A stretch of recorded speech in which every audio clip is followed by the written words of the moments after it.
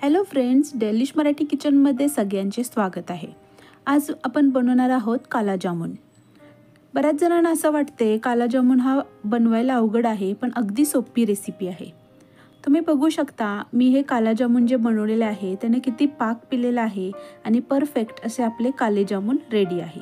ठीक आहे, चला तर मग रेसिपीला सुरुवात करूयात। तर सगळ्यात आधी आपल्याला इथं खवा लागणार आहे। 1 वाटी खवा घेतलेला आहे।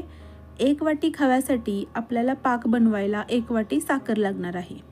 त्याच्यामध्ये आपल्याला वेलची आणि केशर काड्या घालायच्या आहेत।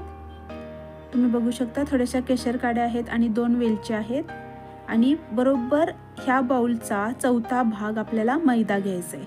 म्हणजे समजा जर 1 किलो खवा असेल तर 250 ग्रॅम आपल्याला मैदा लागेल। ठीक आहे, याच्यामध्ये मी 1 चमचा पिठी साखर घालणार आहे मैद्यामध्ये आणि अगदी चिमूटभर आपल्याला सोडा लागणार आहे।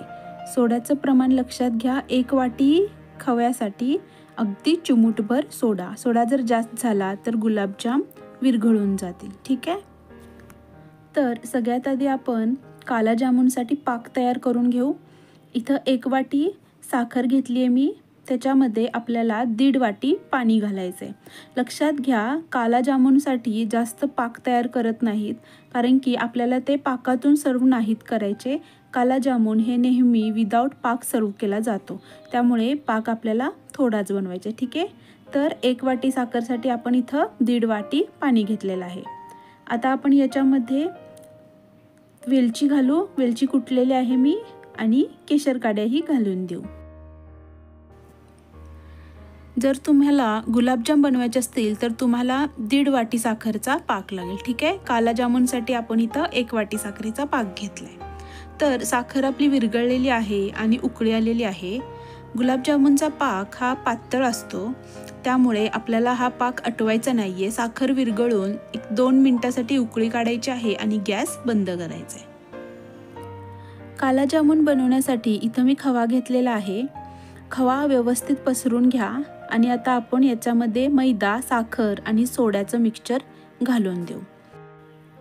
सगळं व्यवस्थित हाताने आपण मिक्स करून घेऊ आणि तुम्हाला हे मिक्सचर एकजीव होण्यासाठी मी एक टिप सांगणार आहे। तर इथं मी नॉर्मल छोटी आपली खिसणी असते ती खिसणी घेतलेली आहे आणि यातून आपल्याला हे पीठ सगळं खिसून घ्यायचं आहे।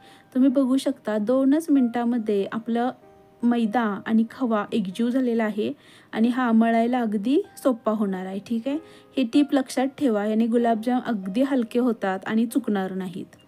आता आपण हे सगळं मिक्सचर खिसणीतून काढलेलं आहे। या ट्रिकमुळे खवा आणि मैदा हा एकत्र होण्याचा वेळ वाचतो आणि अगदी 2 मिनिटात आपले गुलाबजामसाठीचं पीठ तयार होतं। ठीक आहे, आता मी हे सगळा गोळा तयार करून घेते। याचा जास्त कष्ट न करता आपला मैदा आणि खवा व्यवस्थित एकजीव झालेला आहे। आता आपल्याला आपल्या हाताच्या तळव्याने खवा हा पुढे सरकवत जायचा आहे। त्याने काय होईल, आपल्या गोळ्यांना चिरा पडणार नाहीत आणि गुलाबजाम आपला तेलात फुटणार नाही।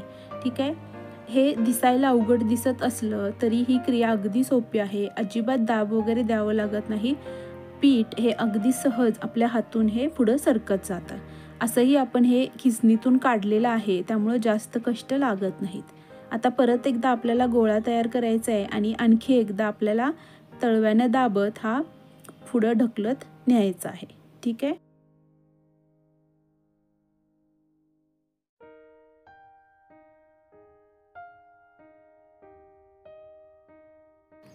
तर खवा आपण व्यवस्थित मळून घेतलेला आहे।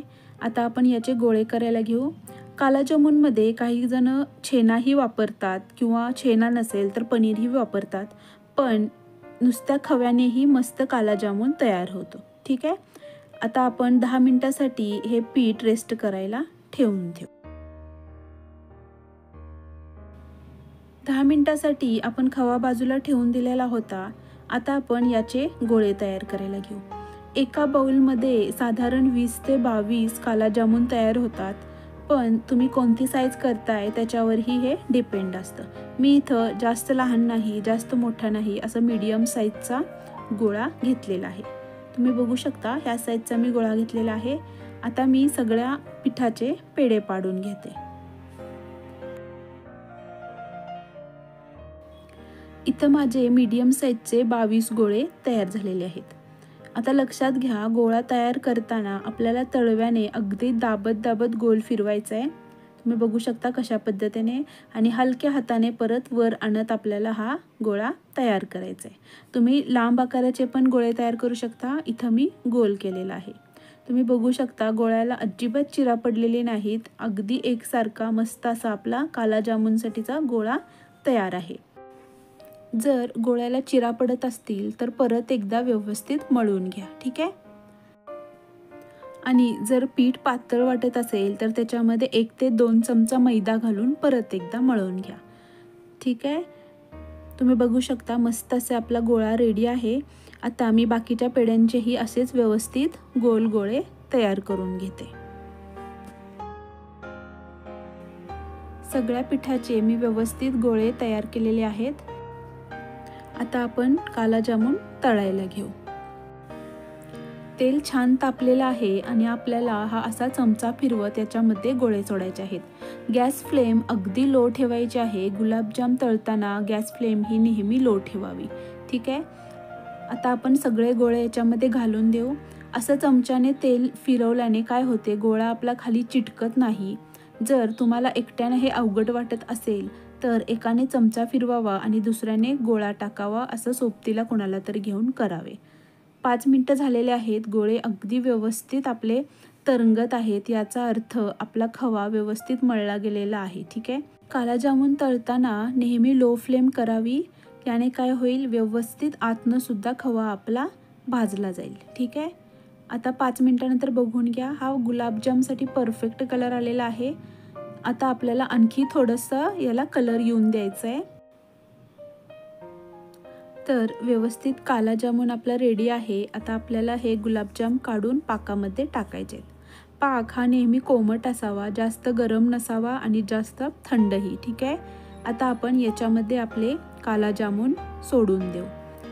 तुम्ही बघू शकता किती परफेक्ट लालसर काळपट असे आपले काला जामुन रेडी आहेत। हा असाच कलर यायला हवा, ठीक आहे। आता आपण सगळे काला जामुन याच्यामध्ये घालून देऊ आणि मुरण्यासाठी 4 ते 5 तास बाजूला ठेवून देऊ। सगळे काला जामुन पाकामध्ये बुडतील हे लक्ष द्यावे, ठीक आहे। हा एवढा पाक सगळा शोषून घेणार आहेत आपले काला जामुन। आता आपण 3 ते 4 तासासाठी हे काला जामुन मुरण्यासाठी ठेवून देऊ। 3 तास झालेले आहेत। मी तुम्हाला दाखवते किती छान मुरलेले आहेत आणि सगळा पाक गुलाबजामनी शोषून घेतलेला आहे। फ्रेंड्स, असे हे काला जामुन आपले रेडी आहेत। माझं चॅनल नवीन आहे, रेसिपी आवडली असेल तर प्लीज लाईक करा, शेअर करा आणि सबस्क्राईब करायला विसरू नका। थँक्यू।